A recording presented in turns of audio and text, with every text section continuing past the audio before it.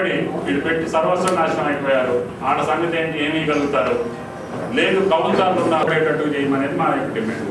ఇంకొకటి అది ఇచ్చేమో ప్రభుత్వం ఆ రకంగా ఉందని భావించాల్సిన పరిస్థితి వస్తుంది. కాబట్టి నిర్జీవంగా ఉన్నదానికి ఏదైనా చెప్పినా ఉపయోగం అని మేము భావించట్లేదు. అయినా మీ కోరిక మేరకి ప్రజలకు ఇంటి బాధల మేరకి మా బాధ్యత నిర్వర్తించాలి కాబట్టి మా పాత్ర నిర్వహిస్తున్నాం తప్ప ఒకవేళ ఆ శవం లేచి మళ్ళీ పనిచేస్తానే ఆశలు మాత్రం మాకు లేవు. మేము అసెంబ్లీలో ముఖ్యమంత్రి దగ్గర ఆ రోజు దెబ్బలాడబట్టే కేంద్ర ప్రభుత్వం కూడా దాని మీద దీన్ని అక్కడ చెప్పించుకున్నారు. ఏం నిర్ణయం చేస్తారో కూడా చూస్తున్నాం. సోనియా గాంధీ గారు కర్ణాటకలోనేమో బ్యాన్ చేశారు ఎక్స్పోర్ట్స్ని, ఇక్కడేమో తాత్కాలికంగా నిలుపుదల చేసిన నిర్ణయం ఇంకా చేయలేదు. అది ప్రభుత్వం ఏ నిర్ణయం తీసుకుంటుందో దాని మీద ఆధారపడి మేము కూడా కార్యక్రమాన్ని రూపొందిస్తాం.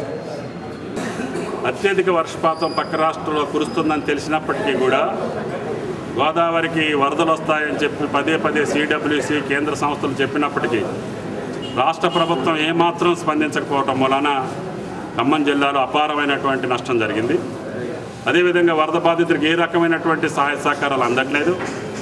కనీస అవసరమైనటువంటి తిండి కూడా పెట్టలేనటువంటి దౌర్భాగ్య పరిస్థితుల్లో ఈ రాష్ట్ర ప్రభుత్వం ఉంది. ఈ రోజుకి రాష్ట్ర ప్రభుత్వం అదేవిధంగా జిల్లా యంత్రాంగం కూడా నిద్రపోతా ఉంది తప్ప కొన్ని లక్షల మంది ప్రజలు బాధపడుతున్నా కూడా ఈ రోజుకి పలకరించే దిక్కు లేక, తాగడానికి నీళ్లు లేక, తినడానికి తిండి లేక, ఉండటానికి గూడు లేక అలమటిస్తున్నా కూడా క్యాంపుల్లో కూడా సరైనటువంటి సక్రమైనటువంటి పద్ధతుల్లో ఈ ప్రభుత్వం నిర్వహించలేకపోయింది. అందుకని మేము జిల్లా కలెక్టర్కి అదేవిధంగా రాష్ట్ర ప్రభుత్వాన్ని డిమాండ్ చేస్తున్నాం.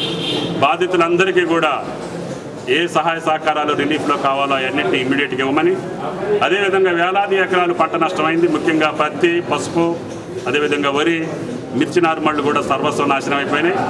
ఆ రైతులను వెంటనే ఆదుకొని వాళ్ళు మళ్ళీ నిలబడి ఏరే పంట వేసుకునేదానికి ప్రభుత్వం సహాయ సహకారాలు అందించాలని, పోలవరం ముంపు పేరు చెప్పి కోనవరం, ఏలేరుపాడు, విజయారపురం, కుక్కునూరు మండలాలలో ప్రభుత్వం తప్పించుకోవడానికి ప్రయత్నం చేస్తూ ఉంది. వాళ్ళకి అప్పులు కూడా ఇవ్వని పరిస్థితి ఏర్పడింది. కాబట్టి పంట వేసుకున్నటువంటి ప్రతి ఒక్క రైతుకి, కౌలు రైతులతో సహా అందరికీ ఇన్పుట్ సబ్సిడీ ఇచ్చి రైతును ఆదుకోమని చెప్పి డిమాండ్ చేస్తున్నాం. రాష్ట్ర ప్రభుత్వం స్పందించాల్సిందిగా ముఖ్యమంత్రి గారికి విజ్ఞప్తి చేస్తున్నాం. Thank you.